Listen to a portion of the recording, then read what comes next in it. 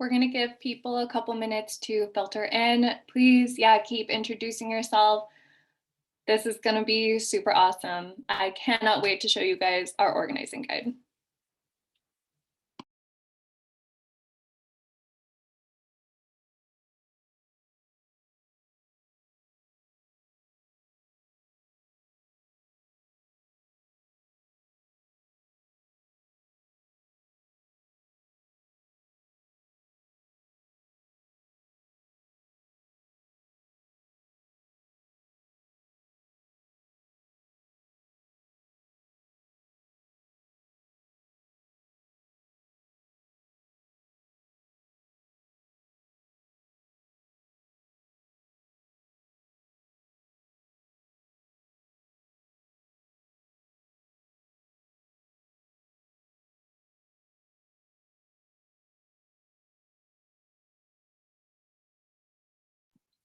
To people asking for the slide deck, I will absolutely do one better. We are going to be releasing our 2022 organizing guide, and it is way more detailed than anything. Tonight, we just want to hype you up and go over what exactly is going to be in it.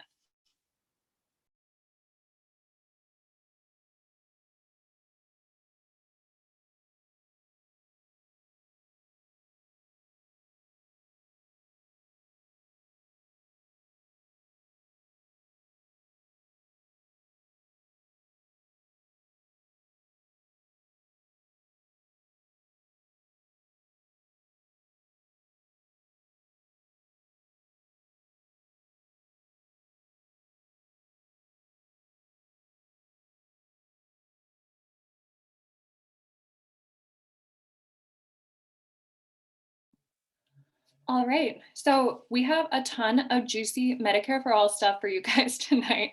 My name is Mo. I'm a social worker and a DSA organizer from Buffalo, New York. I co-chair the healthcare working group, and I'm the secretary of the chapter. I am so freaking stoked to see all of you guys up in here tonight. And thank you, thank you for giving your time tonight to talk about universal healthcare organizing. I wanted to kick it over to the chair, our wonderful chair of the Medicare for All campaign nationally, who's a badass healthcare worker in her own right. Frances, can you explain a little bit about the DSA National Medicare for All campaign? Yeah, absolutely. Thank you so much, Mo. Hi, everybody. My name's Frances. She, her pronouns. I'm in the DSA Los Angeles chapter, and I'm a resident physician at LAC USC, which is the biggest, like one of the biggest public hospitals in LA County. So I am excited to be zooming into this call directly from work. All right, so I just wanted to kick things off by talking a little bit about like why we're here, what's wrong, and how we're gonna fix it. So healthcare in the United States is in a constant state of crisis. Our healthcare system is both the most expensive and it's the least effective in the developed world. Working class Americans pay 3 times per capita what workers in other rich nations pay for healthcare, but we continue to rank among the lowest in life expectancies, the highest in maternal and infant mortality rates, and we're constantly topping the charts in terms of rates of deaths from preventable diseases. We've got 30 million people who are uninsured and another 30 million are underinsured. And all 60 million of whom are effectively locked out of quality and necessary insurance. So how are we paying so much for healthcare when our health outcomes are abysmal and our health insurance coverage is so inadequate? The problem is simple. Our healthcare system is built for profit, not for care. Millions of Americans bear the high cost of insurance, and while the working class is being devastated by the COVID pandemic, the business of healthcare is booming. Health insurance companies are enjoying record profits. Their CEOs are making $20 million an hour per year on average, and their administration is bloated to maximize profit and reduce payouts. And then there's the COVID-19 pandemic, which has offered a grim daily reminder of the failings of the US healthcare system. A third of COVID-19 deaths and 40% of infections are linked to being uninsured. For every 10% increase in a county's uninsured rate, there's a 70% increase in COVID-19 infections and almost a 50% increase in deaths from it. Things like living in dense neighborhoods, not having sick leave, poor health from chronic stress have made this pandemic brutal for Americans who are working essential jobs, especially working class people of color. And instead of global cooperation to end the pandemic, the employing class response has been dysfunctional travel bans, unethical vaccine patents, treating frontline workers as disposable, and using the removal of healthcare benefits as a strike-breaking technique in labor struggles. And we're scrambling for hospital beds, we're scrambling for supplies because of the capitalist just-in-time supply chain. What is the solution? The solution is Medicare for all. Medicare for all, it's simple. It means socializing health insurance and making the federal government the insurer of all residents. It means establishing a single, public, universal health insurance system where everyone, regardless of their employment or their immigration status, will have insurance. It means comprehensive care, covering everything for everybody. And it means care that is free, on demand, at the point of service, not paid for on the backs of the sick, but through taxes on the rich. That means no fees, no copays, and no deductibles. And it means the establishment of a jobs program to provide jobs for people who currently work in the health insurance industry and would lose their jobs if private health insurance were abolished, which it will be. Right now, a majority of Americans support a federal single-payer healthcare system like Medicare for all, and we know that we deserve nothing less. But we cannot win without the full power of an organized, working-class movement demanding Medicare for all.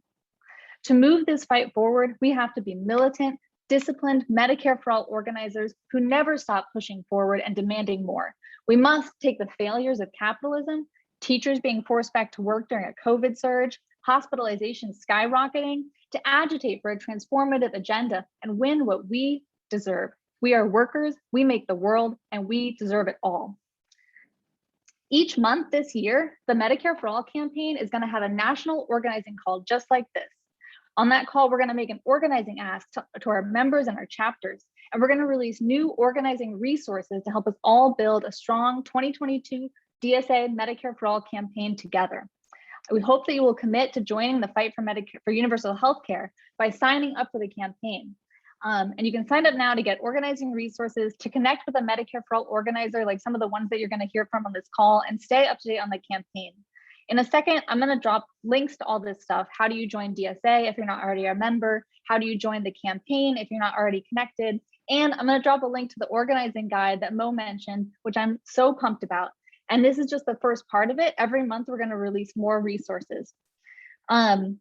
But before I drop the links, I just want to close with a quote, so we can stay inspired. Even in a world where socialist politics are marginalized, we can still discover the indestructible human desire for happiness and harmony, a yearning which consistently runs up against economic competition, private property, and the bureaucratic state. This utopian intention is the real motor force of history. And with that, I'm going to drop some great links in the chat, and I'm going to hand it back to Mo to kick us off to the next speaker. Hey guys, isn't she amazing? So I want to thank you so much, Mark Dudzik, for being here from the Labor Campaign for Single Payer. And he will have a little bit of time for question and answers at the end of his time speaking. So could you just drop your questions and answers using that feature in Zoom, and I'll go through them. And when he prompts me to, I'll ask him some questions. But Mark Dudzik. Well, hey everybody, it's great to be here. Thank you, Mo, and thank you, Francis, for that great introduction. And thank you, DSA, for making this a central issue of your work. I can think of no more important issue for the U.S. working class in this historic moment than the fight for Medicare for all. So we launched the Labor Campaign for Single Payer in 2009, right before the inauguration of President Obama, to move labor centrally into this fight for Medicare for all. And we saw this both as a transformative issue for the labor movement, that we needed to get healthcare off the bargaining table in order for labor to resume the offensive and be able to fill the role that it needs to fill to create a just society. But we also realized that it is virtually inconceivable that we could achieve Medicare for all in the US or any other advanced industrial country without the full participation of the labor movement, without the organizing resources and capacity that the labor movement brings to the game. We just don't see how a pathway to victory is possible. And this is true certainly on the national level, and is probably even more true at the state level because of the sort of political dynamics of the states where a state level single payer reform might actually be possible, and the role that labor plays in those states. So, we think that our mission is central to the Medicare for All movement. We succeeded in 2010 in moving the AFL-CIO, which is, as you know, the largest national labor federation, away from its exclusive support for market-based healthcare reforms that it embraced in the early 1990s during the Clinton administration. And so in 2010, we began to have a real voice and a presence within the national institutional labor movement. I would say that our high point was probably 2019, when unions representing a majority of organized workers supported the Medicare for All Act of 2019.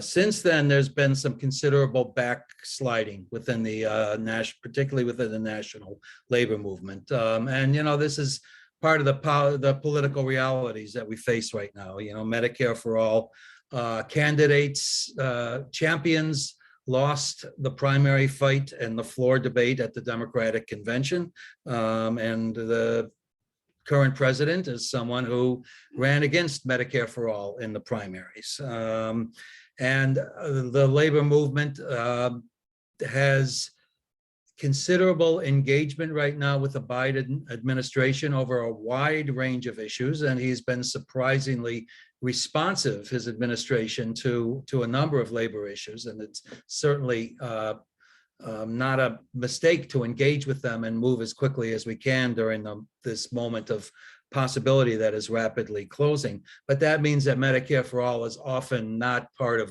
the agenda, the immediate agenda of a lot of unions that were active in that in 2019.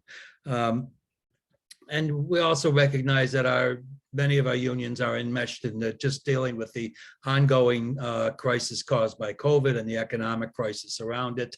Some unions in entertainment and hospitality, are returning from 2 years of close to zero employment in their industries, and the challenges that they face have been really massive. But we need to come up with a strategy to re-engage the national labor movement on this issue. And in states like New York, where significant, almost decisive sections of the labor movement have openly opposed the New York Health Act, not just sort of tacitly sat on their hands, the challenges might even be greater. So our challenge, we like to joke, is to move labor beyond resolutionary politics and get it to commit real resources and organizing capacity to the fight. We think that in this current moment, our best hope within the labor movement is to try to move down to the local and regional levels of the labor movement and engage with folks who are on the front line of the healthcare battles, the people who are fighting the contract fights and fighting for their members, and where the health care crisis is in their face every day, and that those folks can be the change agents that can move this issue back up to the attention of the national labor movement. So I just wanted to take a couple moments and stress some of the ideas that we think are useful when you connect, with local labor leaders and regional labor leaders. I think it's important to emphasize how healthcare, both the current system of linking it to employment and how Medicare for All can affect the individual and collective bargaining power of workers. What could we achieve at the bargaining table if we didn't have to spend all of our efforts fighting to preserve the crappy healthcare that we currently have?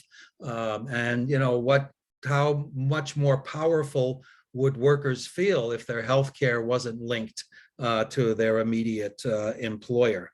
I think we also need to constantly stress the unsustainability of employment-based healthcare. Anybody who's taken a look at the numbers and where they've gone year after year after year, and where healthcare coverage has gone year after year and after year, will understand how unsustainable the system is. We need to stress that and put that in the forefront of people's minds. And then finally, I think we have to talk about the vast level of insecurity that all working class Americans, including union members, face under this current healthcare system. Even union members know, and the COVID crisis has certainly pointed that out, that they're one layoff away from a healthcare disaster, and they have perhaps the best healthcare benefits that most workers could ever hope to achieve under the current situation. And even union members have friends, neighbor, and family members who don't have the protection of their union healthcare plans, and they know how vulnerable they are, and they know how vulnerable the people around them are. So this insecurity, I think, needs to be emphasized, and union leaders need to be reminded of that. It's also important that we engage with the reasons why unions tend to resist or often resist in activism around Medicare for all. There's some implication that it's just because they're somehow corrupt and have no. They're just trying to sustain a system that benefits the union leadership at the expense of the members. I think that that's a very simplistic way to look at it. That there is some blatant corruption, of course, that has occurred around healthcare provisions with unethical practices in health and welfare funds and other things. But I think that most union leaders are trying to be committed to provide the best possible healthcare coverage for their members that they can.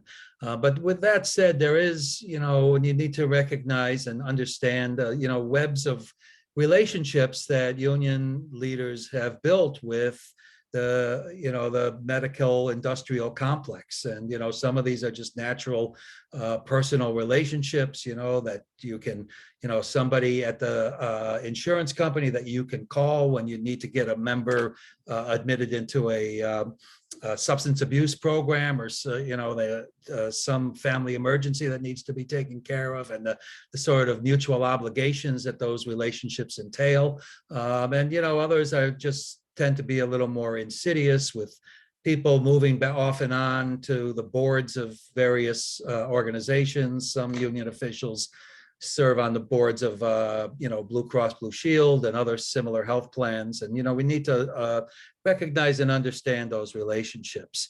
But there's other motivations there. Unions are often concerned that they're going to lose the union advantage that their healthcare plans provide. A lot of unions' identity is based around the healthcare coverage that their members have.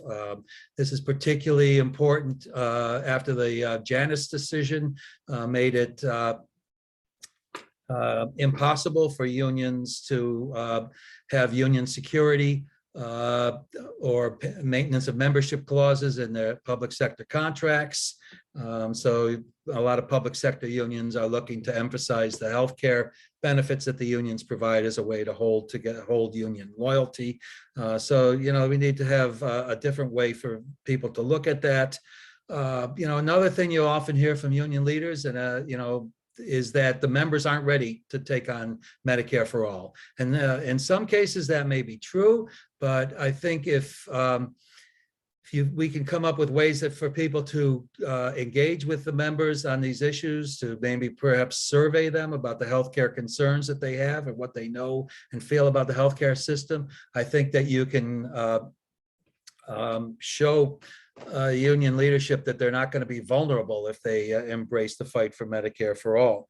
And then I think the most important thing that has to happen is that we have to challenge union leadership to break clear of the instrumental political relationships that they have with politicians who are not supportive of Medicare for all. And there's a real reluctance to break with that, with those politicians, around an issue like Medicare for all, if they're supporting them on other issues. And, they have to understand that you can, perhaps chew gum and walk at the same time, that you can support a politician out of whatever pragmatic reasons you need to do at that moment, but also continue to press on and fight for Medicare for all and think about a more transformative politics as well as the day-to-day politics. But we really got to challenge that, because I think that's the biggest block in the institutional labor movement.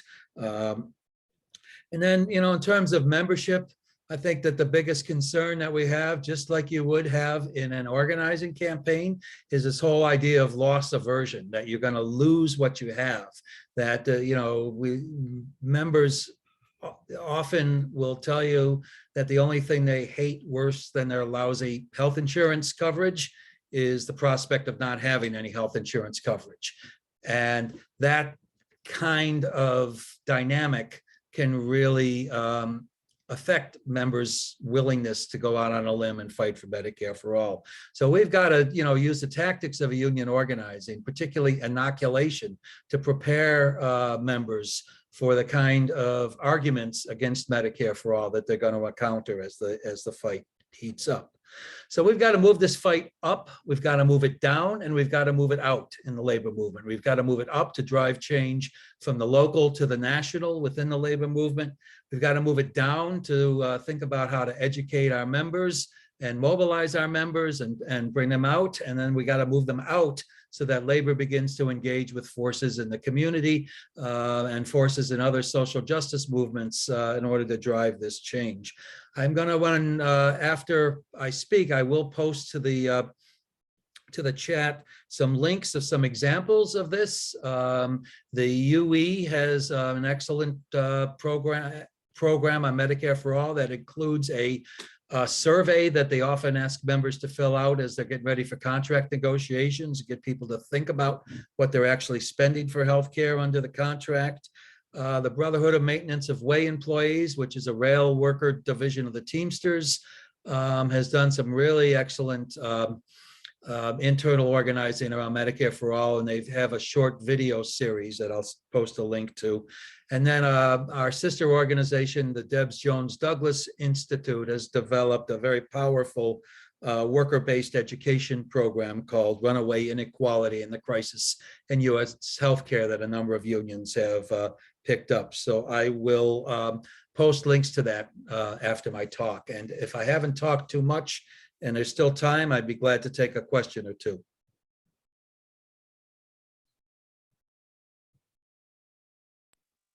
Yeah, I think that we have time for just one. So I'm going to go with this one. There is a lot of corporate talking points about how Medicare for all is going to take away union member benefits. What do you say to people who try to turn members away from universal health care? As I said, I think you've got to really think about this as an inoculation. You need to prepare people in advance that that's what they're going to tell you, that you're going to lose what you have. There is not a single union health plan in the country that has benefits comparable to what are contained in HR 1976, the national bill, and probably in none of the state bills. I'm not a complete expert on all of the state bills, but certainly like New York Health and CalCare. There's not a single union health plan that has those kind of benefits without any requirements for pre-approvals or narrow networks or anything else. So, if they tell you you're going to lose something, you just have to get people to explore that issue and really understand it. Healthcare is not vulnerable under Medicare for all. So that's very important, and in fact, that's exactly what some of the New York unions said last year in the New York health debates, that they didn't that their members had better benefits than that they would get under New York Health. And then many of those same unions, a few months later, were compelled to agree to move their retired members into a privatized Medicare Advantage coverage program for their retired members because of the very kind of unsustainability of continuing to bargain for healthcare at the bargaining table. So, even, the unions that have some of the best healthcare come up against the same challenges that all workers do. The system is unsustainable. Amazing. I want to go over to a couple panelists from Providence DSA who are actually enacting some of the strategies and tactics that we've been talking about. And I just want to thank Mark so much for being here and lending your incredible expertise. That was a pleasure to listen to. Providence DSA, take it away. Thank you so much, Mo. Greatly appreciated. Hello, brothers, sisters, and non-binary family. My name is David Morales, and I'm a state representative in Rhode Island, proud to be supported and endorsed by the Providence DSA chapter. And I'm joined by my good friend and colleague. Hi, I'm Julius Ferraro. I'm a co-chair of the Medicare for All working group here in Providence. Yeah, and today we're going to discuss our movement across the state, Rhode Island, the smallest state in the country, and our movement to ensure that we are able to enact a statewide Medicare for All healthcare system that guarantees coverage to all Rhode Islanders, regardless of their socioeconomic or immigration status. So going on to the next slide, we're going to explore and discuss some of the work that we've been doing and how that has built up over this past year. And to just give you all some context in terms of the work that we've been doing in Rhode Island, we've had a collaborative partnership with the Physicians for a National Health Plan of Rhode Island. And over the last several years, they have been advocating for a Medicare for All bill. However, they did not have the momentum in terms of the grassroots support or the legislative support in order to make it happen. So what we did after I had won my primary election last year, I got together with some DSA members such as Julius and others to further discuss how we can make Medicare for All our top legislative priority going into the 2021 legislative session. In addition to that, we also collaborated with our endorsed state senator, Sam Bell, and together we developed the Medicare for All working group, and our Providence DSA chapter voted to approve this measure. So we had a working group dedicated solely to this bill. And some of the strategies that we were able to adopt successfully, along with some growth areas, was really focused on being able to drive testimony. And one of our biggest accomplishments was within the House and Senate Finance Committees, we were able to have testimonies go on until 1 a.m. with working people demanding that our state government take action to establish a Medicare for All healthcare system. We also did some canvassing to talk with neighbors and demystify what Medicare for All looks like locally. Because as we all know, we often see Medicare for All discussed by the mainstream media with some fear-mongering talking points and fear-mongering rhetoric. So for us, it was important to break that down and show that we can do it here locally without having to depend on the federal government to get there. We also did social media campaigns through graphics, infographics, informing people again of how this would work. And then in terms of our growth areas, we really wanted to be more intentional moving forward about our organizing. Who are we organizing with? And in addition to that, how can we drive more media attention to make sure that the mainstream media across Rhode Island sees Medicare for All as a credible issue that can and will be passing in the near future, as opposed to this quote unquote pie in the sky idea. And going on to over the next slide, we're gonna explore again what we learned. And some of that was the limited power that we have. We don't have any form of corporate support, obviously. Instead, we have the grassroots constituency. Yet and still our constituency is a little siloed. It is made up of individuals who have socialist ideology and already recognize that healthcare is a basic human right.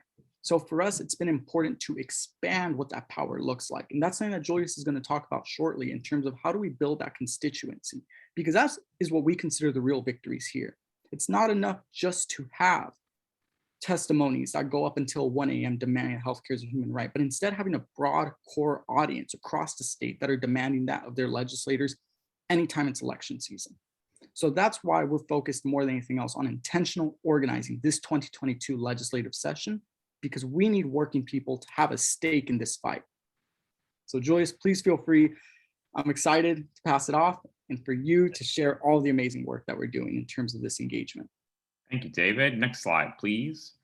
Our model is to reach out to working class people via the institutions they're already connected to. So faith groups, unions, colleges, community and political leaders, etc.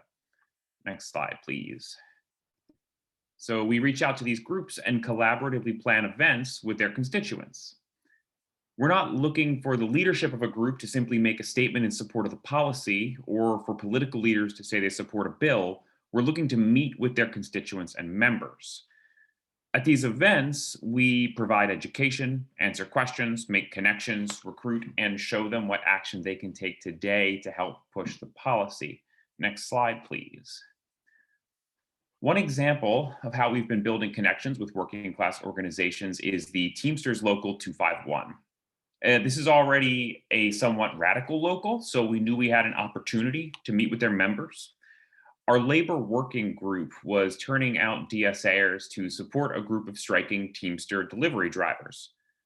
We collaborated with them to set up a big bannering event every Wednesday after work when 8 to 12 of our members of our working group would come out. The local turned that into an institution for a couple of months, bringing out their retirees, their stewards, and other unions to support us in all yelling at scabs together. We ended up putting, our Medicare for All working group ended up putting a couple of hundred hours into the bannering and making real human connections with leadership and rank and file Teamsters. And as a result, we have an education session planned with, actually with Mark Dudzik and 300 of their stewards next month. Next slide, please. So these are some examples of other organizations we're working with.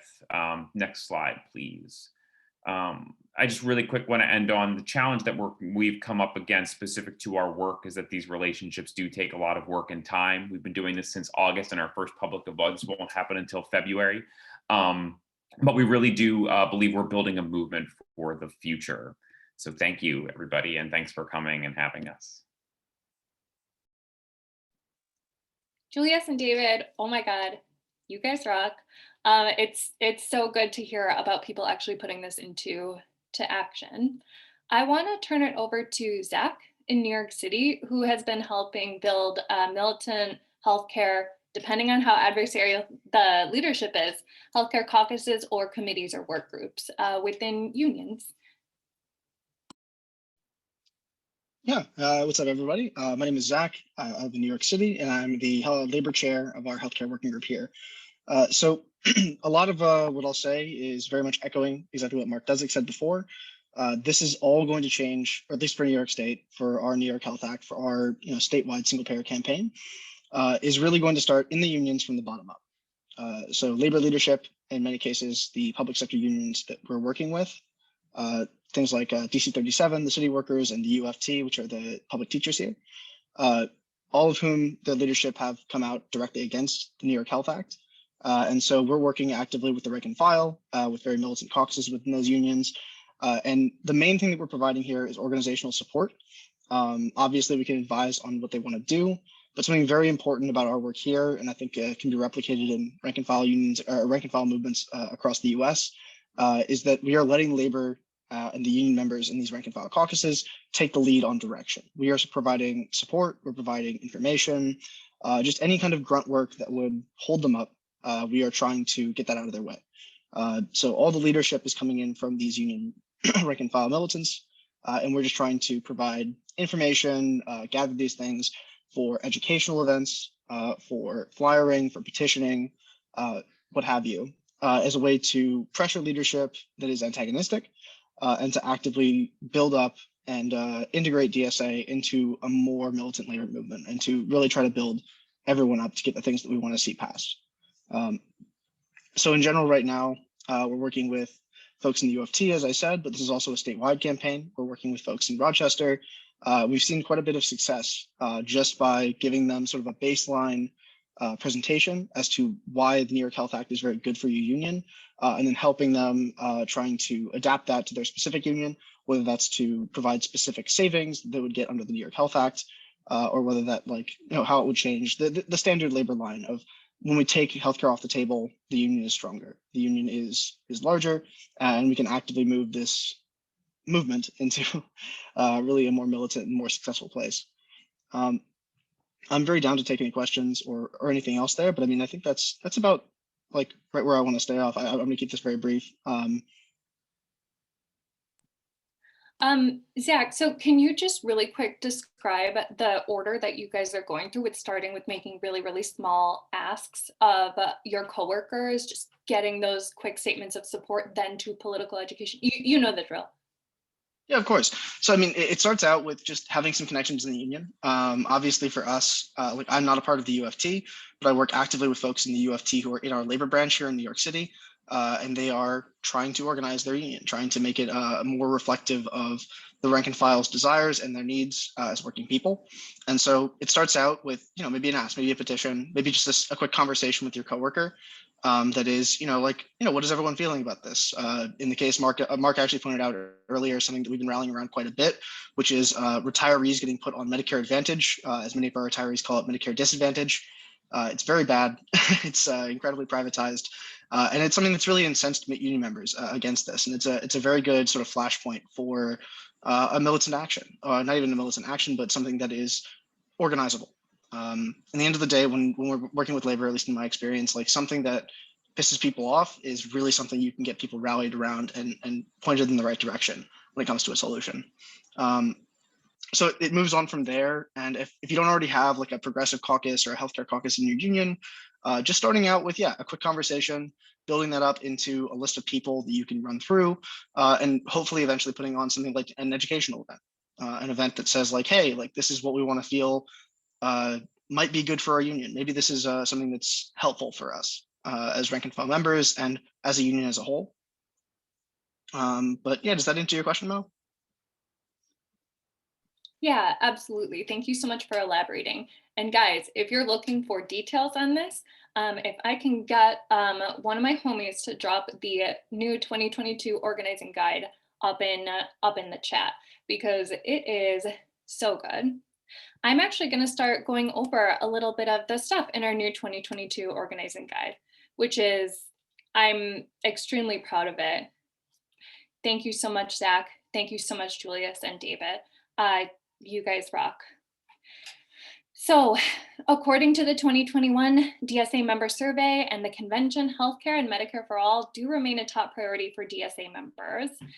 Medicare for All does have a strong base of support within DSA, and our first step has to be consolidate and strengthen that base of support. So let's get our chapters excited about Medicare for All. DSA should prioritize campaigns that advance the socialist agenda by making demands that are universal, impactful, and winnable. You can adapt it for local conditions, but you've got to be an organizer and be democratic. You need to get your chapter on board to vote for what you want to do. So our guide, the very first part of it, goes through how to do that, doing political education, relationship building, because every chapter faces different organizing conditions, considering we have them all over, but you can use these model resolutions, which are from all over, as a starting point for getting your healthcare organizing started or restarted.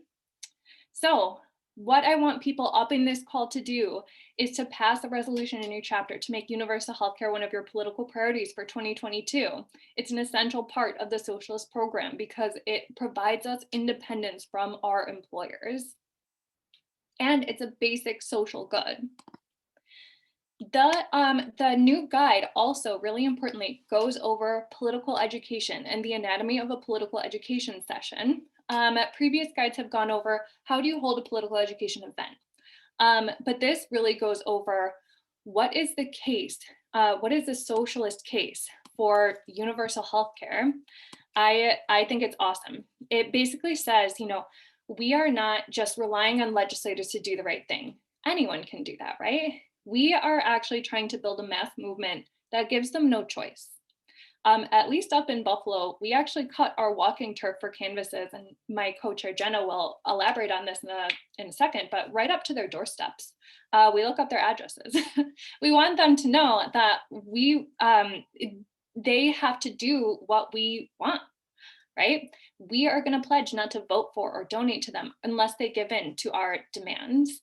And we have to have an emphasis on building working class power, working class consciousness, and weaken the employing class in key industries. So it also critiques the nonprofit industrial complex. It goes into this healthcare political education session was written by Marxists, and it goes into some basic fundamentals of socialist politics and why universal healthcare work is part of the socialist project. So it's really beautiful. Check it out. Use it to structure or spruce up your healthcare organizing political education sessions. Lastly, it goes through the structure of a campaign and the sort of things we're really hoping to see right now, which is collecting pledges from candidates for office that they're going to reject corporate healthcare industry campaign contributions. We want to see pledges from candidates to only support legislation that upholds the 5 principles of Medicare for all. We want to see a floor vote on the New York Health Act and CalCare. We want to see city council resolutions for single payer, nothing less. And we want to see labor union resolutions in support of federal or statewide single payer. And then as for our strategy, we want to start pairing political pressure campaigns and corporate pressure campaigns where we're driving support to those offices, as well as those city council resolution campaigns with a more militant pledge tactic, which Noah is going to go over when he talks in a couple of minutes. So I really, really loved what Julius and David are doing with providing strike and union contract campaign support. And what my comrade in Louisville, Adam, is about to talk about with providing awesome follow-up with the people who you actually meet out on the streets, and holding popular political education events wherever you can. But I'm really, really excited with the tactics that we detail here in this guide. I encourage you all, open it up in another window, save it for later, print it out, whatever you got to do. Hold a political education session in your chapter and get started. Okay, so next I want to kick it over to my comrade Adam over in Louisville DSA on the awesome work they're doing with Medicare for All pledges and their super strong follow-up techniques, as well as his role as a regional organizer. Hey Mo, thanks for the awesome handoff. This is Adam Romano, representing Louisville DSA, and like you said, I'm also an M4A regional organizer for the Kentucky area. So I'm going to ask some dumb questions at first, which is what do we want? And we know it's Medicare for all. The other question is how do we get it? And it's organizing to win federal legislation, because this is a universal program. So the root question here is how do we gain power over the federal legislation? Well, one of our enemies, Grover Norquist, figured it out ages ago with his infamous no tax pledge and donor power base to coerce Congresspeople by withholding funding from non-signers. But we're mostly broke socialists who really only have our ability to withhold our vote and, most importantly, to organize others. So we need to think bigger. I want to explain the efforts of my local M4A committee that we've taken to show what I mean. So one of the answers to gaining that power is to push and leverage the often donor class reliant sitting congressional and Senate representatives that are already in your district.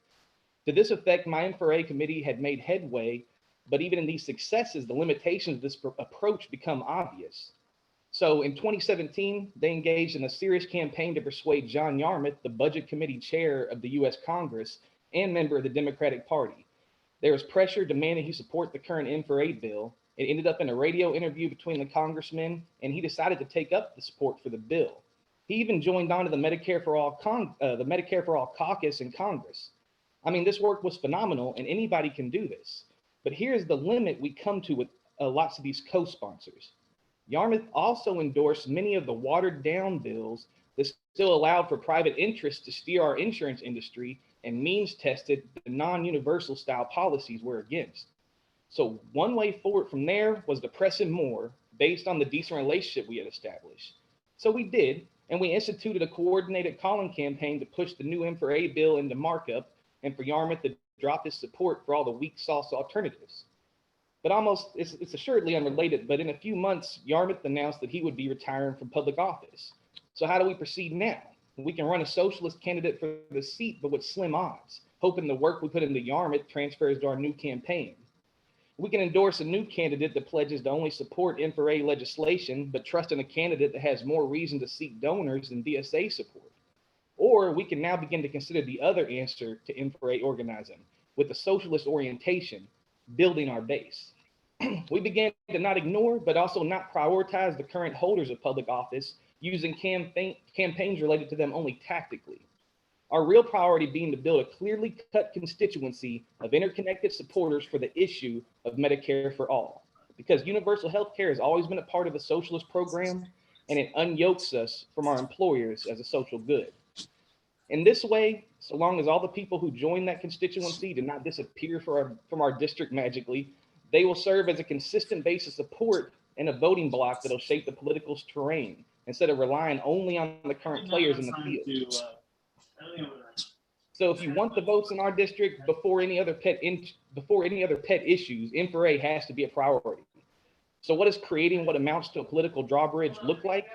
Well, we cut the issue, printed up nice literature with the 5 principles of M4A to share and establish the basis for a collective agreement. I hear some background, you know. Okay. Then we clarified the lines of struggle. We adapted the national M4A constituent pledge to draw a line and only to vote for candidates that will champion Medicare for all and protect against further privatization. We then drafted a matching candidate pledge to act as an easily trackable litmus test for those elected.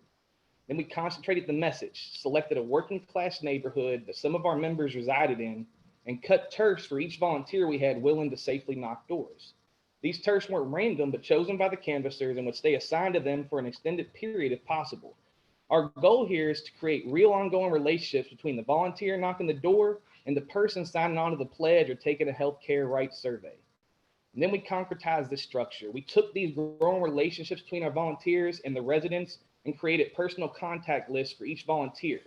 This is their circle of folks to listen and chat with, inform them about candidates' pledge status, get the word out about our public forums, and to hopefully bring them out as a volunteer on our next canvas or action. So now we have 150 plus pledge signers in that neighborhood, members with personal contacts there, a volunteer team forming from the new pledgers that reside there. This is incredibly scalable. Our first neighborhood forms their own canvassing squad. Their workload turf shrinks with each new volunteer, and we'll hopefully be able to move a portion of canvassers to the next neighborhood and begin growing the constituency in a new squad there. And here's the beauty of this. Once you have a canvassing operation up and running with a few seasoned captains, it runs like a dream. And I'm so focused on this, sounds like locally, but it's really about the federal campaign for M4A, because this is the route for building trusted relationships and lines of communications that don't just disappear when you log off. It's a foundation that undercuts the manufacturing of consent and can organize people into a lasting mass movement, district by district. Think of every DSA chapter that's able, bringing the same constituent pledge to every door, same candidate pledge to every federal office holder or hopeful, and every connection made with such a well-defined, built-out working class constituency based on a popular policy is like a line of defense against capitalist politicians and a springboard for socialist candidates that willingly champion M4A. It's simple enough to deploy on a mass scale and centralize a national public tracker for pledge signers or something. It's principled enough to repel co-optation and grow indefinitely. What we have to do is set it up and get to know our neighbors. And I'm going to go ahead and talk about regional organizing as well, if that's okay.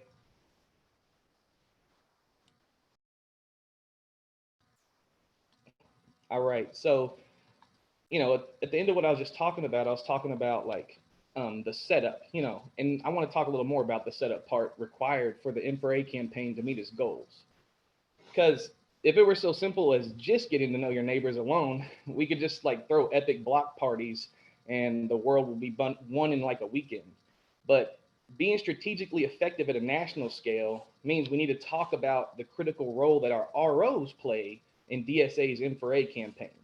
So an RO is a regional organizer for the Medicare for All campaign. And the ROs serve as the crucial hub between local DSA members, DSA chapters, state coalitions, and the National Medicare for All campaign itself. ROs help volunteers establish Infra structures, as we were talking about earlier, within their locals, coordinate information and actions within and between their regions, and also provide tools and advice to local operations. ROs are also instrumental in bringing information from their region to the national campaign and creating resilient communication networks of volunteers and resources within their region. And what does this look like? Well, between local chapters and coalition groups in the national campaign, there's like a wide variety of work I could talk about. I'm just going to stick to my personal experience as an example. Much of the strategy, tactics, literature, and resources that I was talking about in the Infra campaign above at our local committee were pulled or adapted from resources and people that regional organizers connected us with. So shout out to John from Tennessee. He was my regional organizer, and he held Zoom meetings twice a month that included members from all over the South. It was invaluable experience, insights, and information on upcoming actions that was shared. And I connected with others from my state and beyond. When we started, our organizing committee needed a democratic mandate to form a priority. So we were appointed by our regional group to help for helpful Infra proposals and giving advice and support on how to navigate winning the chapter vote to begin our work. And this new organizing guide looks like it gives a great head start on that as well. In winning our priority, we did gain the support of our fellow members and now had resources plus more minds, hearts, and hands to help plan and carry out the work. In that work, we found other organizations that were Infra allies and wanted to suss out the best way to begin like building a principled coalition with them. That's when we were pointed to North Carolina as an amazing example, and we pulled extensively from their core beliefs document and how they shaped their coalition. You all should look at that as well. We linked up with fellow Kentuckians from different cities, and they began to attend the regional meetings as well, some going on to develop Infra proposals to bring to their chapters. Through the regional organizing efforts, our members have formed lasting relationships with fellow state and national Infra supporters, recruited from and even joined into allied organizations, and even started the framework for a Kentucky coalition. So to carry out these ambitious goals that the Infra campaign has, it's essential to create these wider networks that unify and inform our underlying strategy. And this becomes more true as we look to tackle these larger goals, like our efforts to coordinate Infra work with the unions or breaking the intellectual property stranglehold over vaccine technology. And it was this last year I was asked to accept the role for the Kentucky region. I was hesitant, honestly, but I found an incredible group of organizers, and they've supported me in my development and pushed me to utilize the skills I had hidden in my toolbox. And from the sharp minds and the deep passion I know is present here, I want to extend an invitation to those in attendance to sign up to be a regional organizer for your area as well. I'm going to drop this volunteer form down there, so anyone who's interested can also go on for that. I think everyone's skill sets could be put to their most effective use of this position. And I know the DSA would only be better off for your efforts. And this role I'd call the backbone of the national Infra efforts. And backbone is something we can always use some more of. I just want to thank you all for your time. And I can't wait to get to know more of you all through this vital work.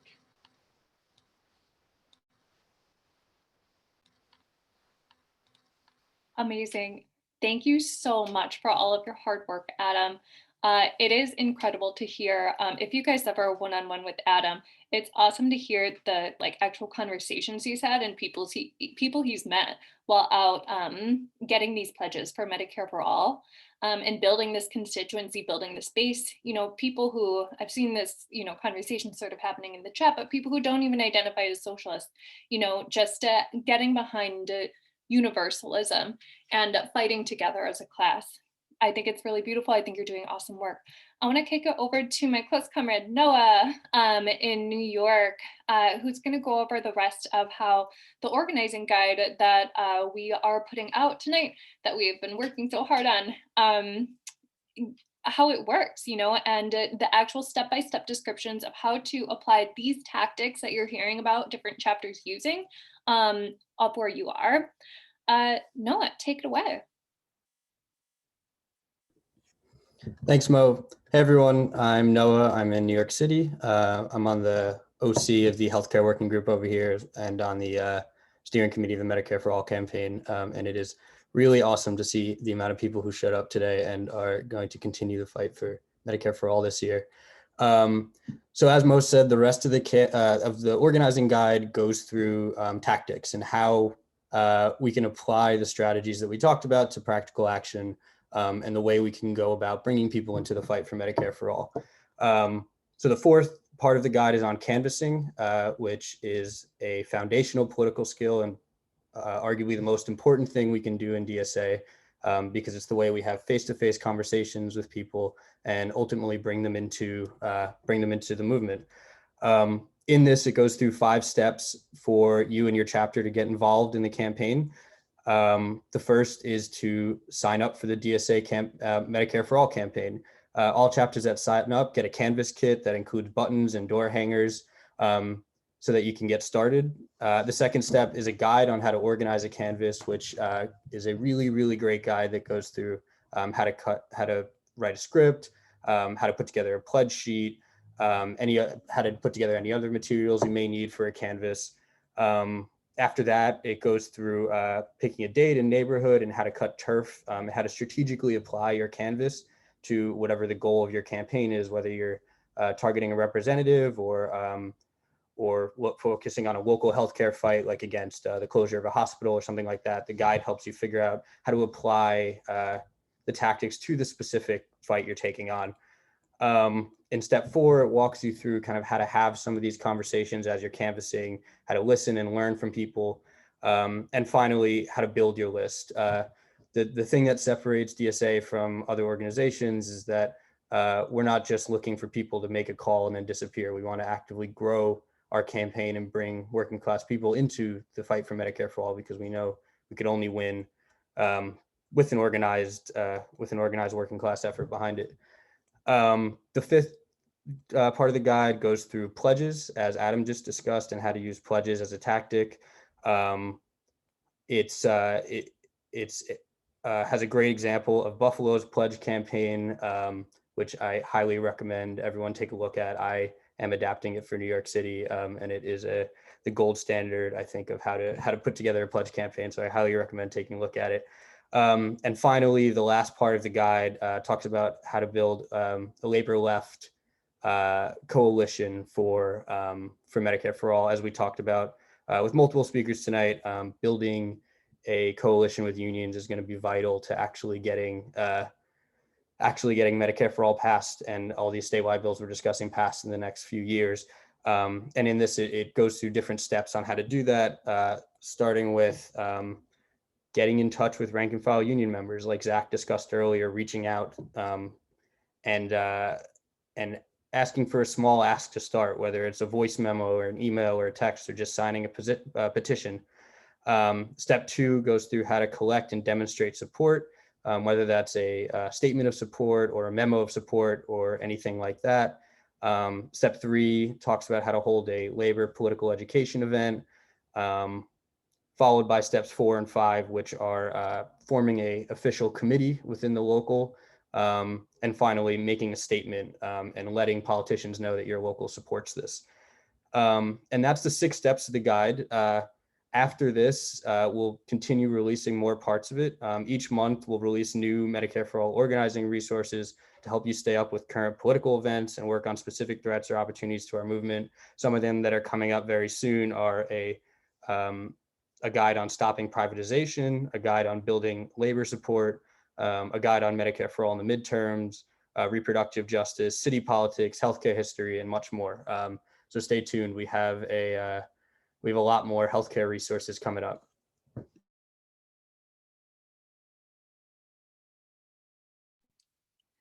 Thank you, Noah, for going through that awesome guide. Like I said in the chat, we are super proud of it. And I really encourage everyone to pull it up, check it out. That's what we're here for. And then thank you also for your kind words about Buffalo's healthcare campaign. I want to bring up one of my favorite people ever, which is the co-chair of my local healthcare committee, Jenna, to talk about what exactly we've been up to. Thanks, Mo. Thank you, Mo, and also thank you, Noah, for going through that with us. As Mo mentioned, I am Jenna. I am the co-chair of the Healthcare Working Group in the Buffalo chapter of DSA. And I'm going to go ahead and go through what we've been doing here for our canvases. So we've been pursuing a lot of the strategies in the new organizing guide. Political education, a mix of applying direct pressure to elected officials with building a long-term class-conscious base that we can draw on for support. The New York Health Act would create a universal single-payer health plan to provide comprehensive coverage for all New Yorkers. It passed the Assembly 4 years in a row, so from 2015 to 2018, and it was reintroduced in 2021 with majority support in both the Assembly and the Senate, but it was blocked from a vote. The New York Health Act could help set the model for healthcare, setting the stage for federal Medicare for all to follow. Similar to how Canada's system was set up in the province first, before being adopted shortly after by the rest of the country. There are a lot of politicians in Buffalo who are co-sponsors of the legislation, but we don't have any actual champions. So we go ahead and knock doors at least once a week. We look up the addresses of our targets and we cut canvassing turf around their homes, neighborhoods, and zip codes so that they'll recognize the names and the addresses on the pledges once we drop them off. We also targeted the local CEO of Blue Cross Blue Shield for our first canvas kickoff. We identified the $1 million condo where he lived downtown, and we set up out front to canvass passerbys. We ended up getting a huge amount of pledges that day by making the point that he amasses more money in 4 days than the average Buffalo family does in 1 year. In our canvassing wrap, we asked, one, that they contact their representatives and ask them to caucus with politicians like DSA or Senator Brisport and Assemblymember Mamdani to bring the New York Health Act to a floor vote. Two, to sign a pledge stating that they will withhold their support from politicians who do not do that this year. And three, if they are part of a union, we ask if their union would be interested in working with us for political education, a memo of support, or even signing the pledge. On New Year's Day, we delivered almost 500 pledges that we'd gathered since the last legislative session had closed without a floor vote on the New York Health Act. And we also sent a video of some of our organizers reading those pledges out. If you want to check that out, we should have a Buffalo DSA link tree on the screen, or we can send that link out a little bit later. But it would be nice if you want to see all of those pledges being read out. Lastly, we are building up our base by holding calling parties at the end of every campaign. So when individuals sign our pledge, they usually give 1 to 3 methods of contact: their cell phone, their home phone, their email address. We all get together and we call them to reconnect and see if they'd be interested in volunteering with us or sharing the pledge with anyone they know who would also be interested. This allows us to get more volunteers within our chapter to help and also to reconnect with people who are on board and build up DSA.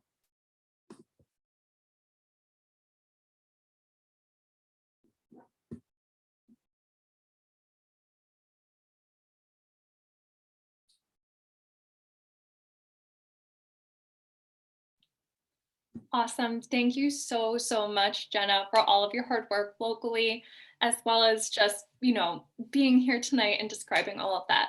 Again, if you guys want to check out these strategies and tactics, check out the guide. We are super proud of what we've been doing and super proud of our local politicians waking up to a video and a list of their constituents pledging not to vote for or donate to them this year unless they caucus for NYHA with 2 of the awesome fellows that you're about to hear from, Senator Brisport and Assemblymember Mamdani.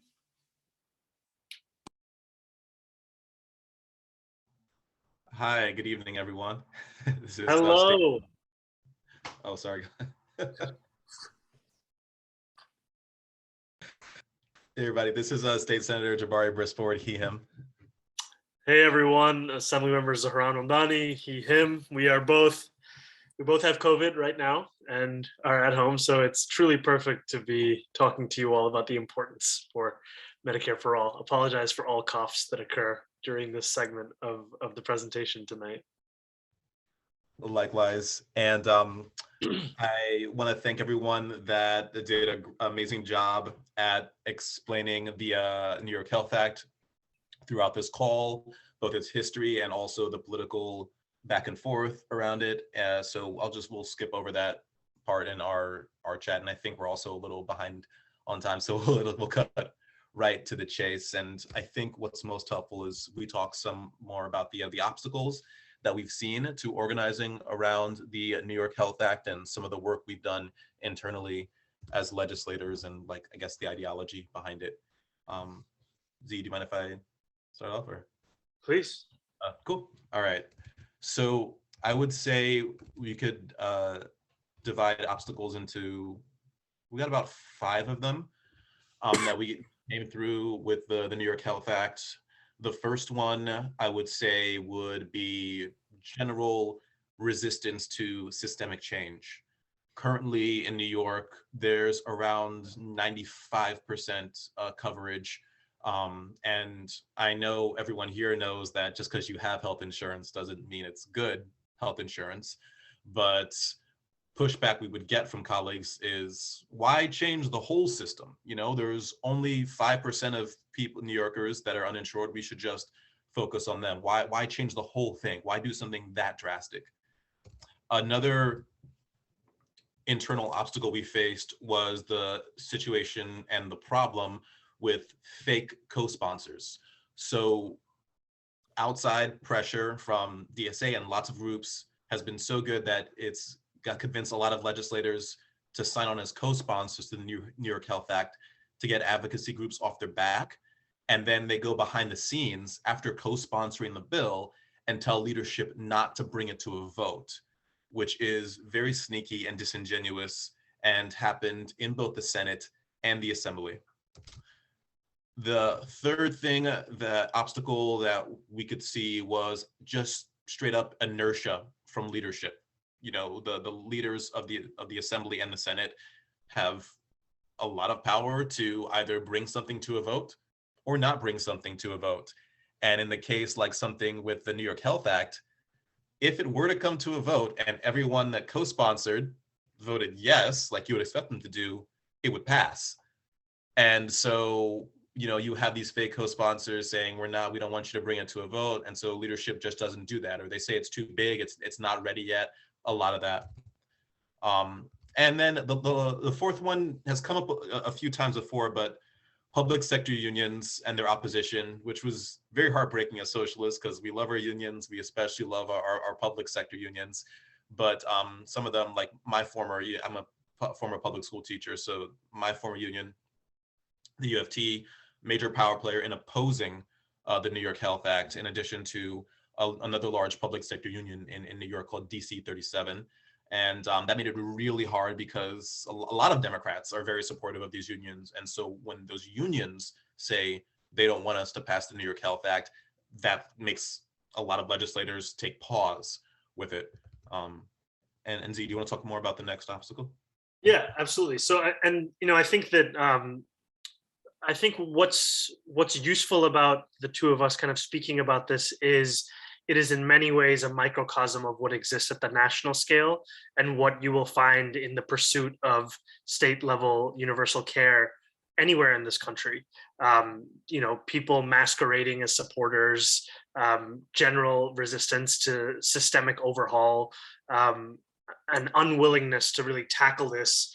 And then the issue, because we also saw this when Bernie was running for president, what happened, I think it was in Nevada, where there was a very powerful union that had secured great benefits for its workers that was extremely resistant to Medicare for all, because it would cast doubt upon the gains that they had made individually. And that's the kind of a dynamic that we see here, where yeah, you can definitely say fuck cinema. I just saw someone say that in the chat. We are not a fan of cinema or Manchin, or anyone who espouses those politics. But sorry, I should stay focused here. Should not look at the chat. But you know, that's kind of an issue that we have, where we're talking about, in many ways, we're also talking about, are crumbs enough, right? And with all respect to all that has been gained over so much time with regards to care, the fundamental goal we have is universal care, and securing healthcare for segments, you know, that are smaller than universal. It's not the full pie that we have in mind, but it's very hard for people to walk away from what they've done because they've done amazing work. We have to get people to expand their imagination and demand. I just wanted to kind of build on what Jabari was saying in the obstacles, and talk about the ideology of kind of what grounds us in this fight, but also specifically as DSA members. I think Adam mentioned this, but it really is so lovely. You know, Jabari and I are both have COVID. Someone made a joke that, yeah, we do everything together. So we also both contracted the novel coronavirus. But you know, we're isolated.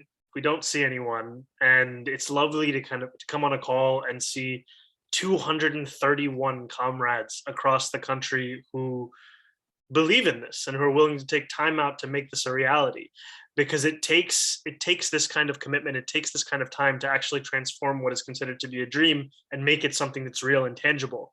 And so the ideology that propels us to do this kind of work, I would say it's twofold.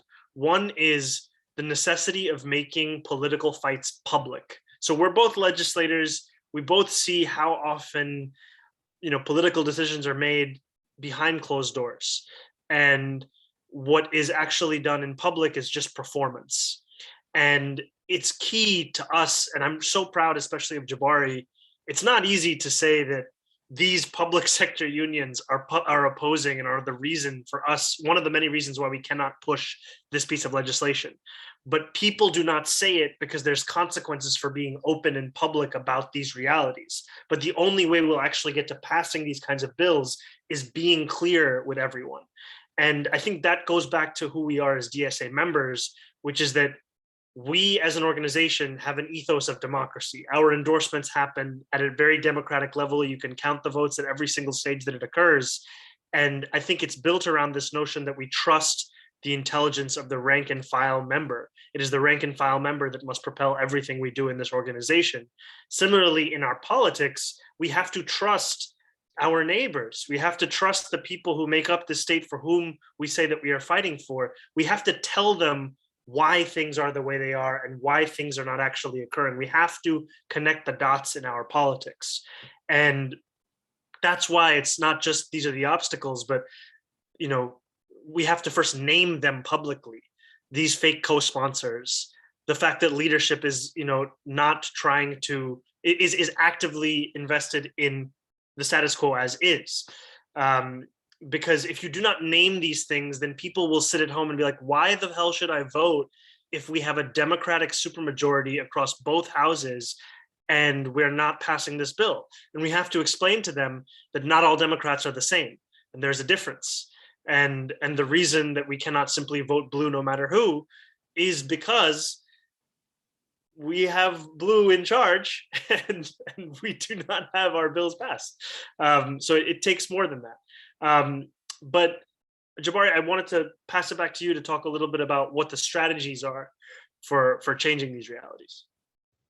Absolutely. And I did clock in the chat. Somebody asked for the fifth obstacle. So sorry, my bad for saying there were 5 and only telling you 4. The fifth would be insurance companies launched a massive disinformation campaign and hit up all our inboxes saying this would kill jobs, this would do this and do that, which, you know, could be expected in any state where you try and pass this.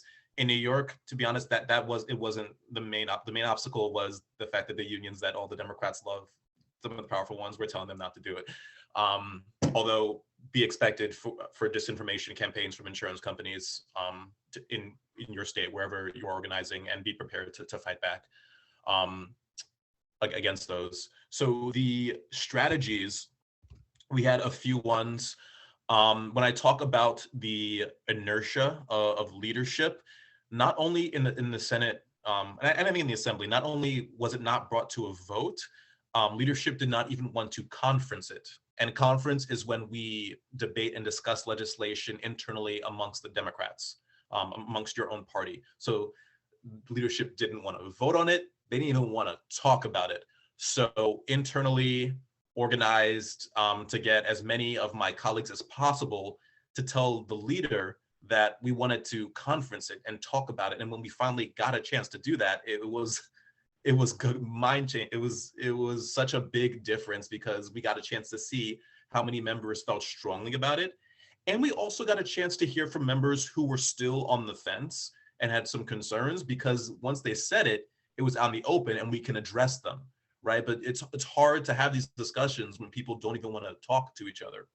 So getting the Senate to actually talk about it internally and conference it was a big step. Also, I had a chance to do what we called a reverse filibuster in the New York State Senate.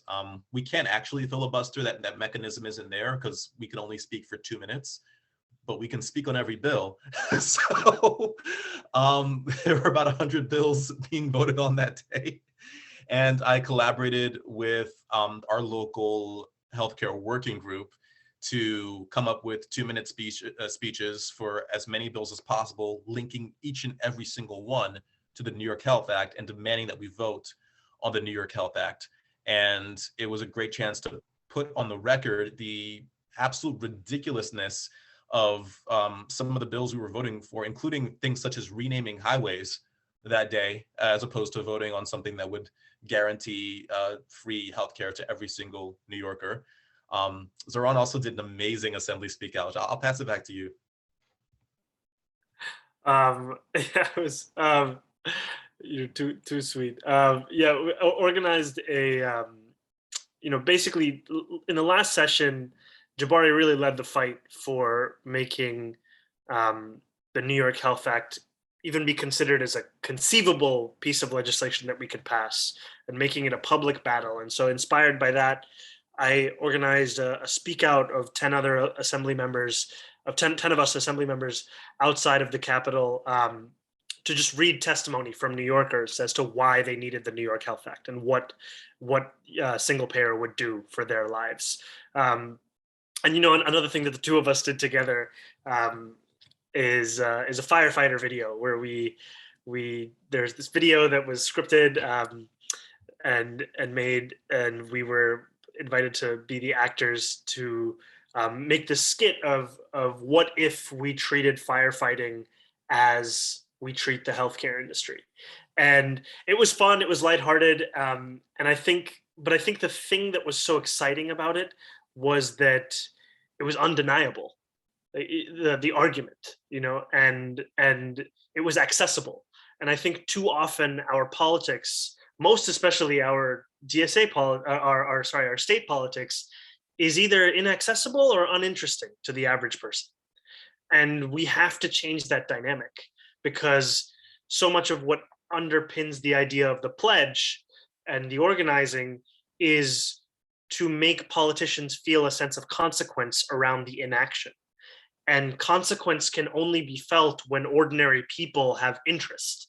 And so I think that these kinds of actions of doing this filibuster, of having legislators even actually finally conference this and think about it, of doing a speak out, of doing a firefighter video, these are different ways of getting this back in the public and political imagination. And I think that this is, like, we should not kid ourselves. This is a very serious goal that we have, and a very long journey that we will be on, but we can shorten the duration of it by making it as massive a movement as possible. And I really think that the best thing to do is just to start right in your neighborhood, to start as locally as you can, and because that is where you can see the fruits of your labor so much.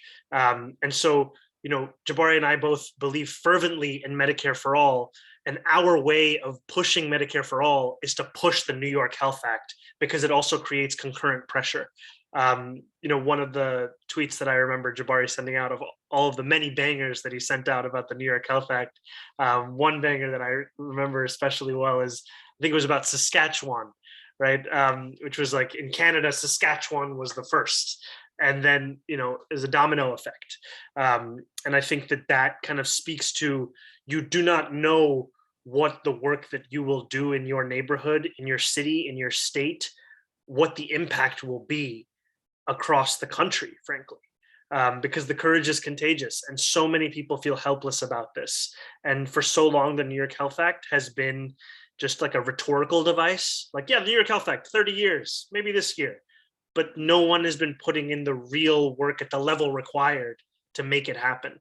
And I know this sounds a little strange to say, but I would rather lose this battle publicly than continue to exist in this false sense of maybe it'll happen this year. We need to actually contest the battle in a way that has not been happening. So force the New York Health Act. That's my message. But this has really been such a pleasure and such an honor, and I have so much love and respect for all of you. And it's a demoralizing world, but being a member of DSA is just such an enriching and enlightening experience. And I'm so proud to belong to the same organization as all of you. So please stay, do the work, and make this organization what it needs to be, because that's the only way we get to the world that we deserve. Passing it back to you, Jabari. Everybody in, nobody out. That's what socialism is all about. Okay. Congrats on all the organizing.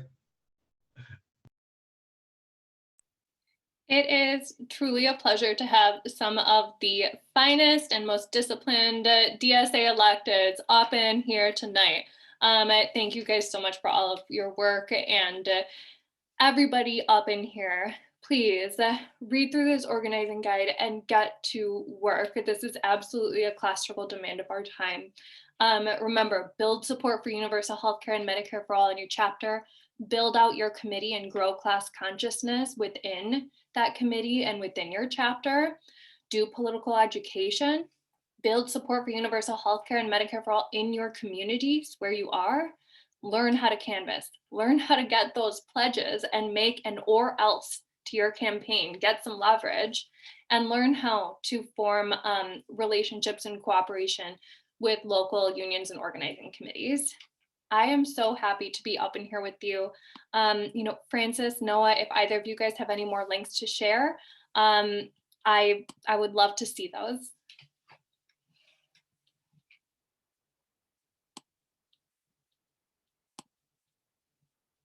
Awesome. I think that's it. Please, capture all of those links, open them up so that you have them saved when we log off this Zoom.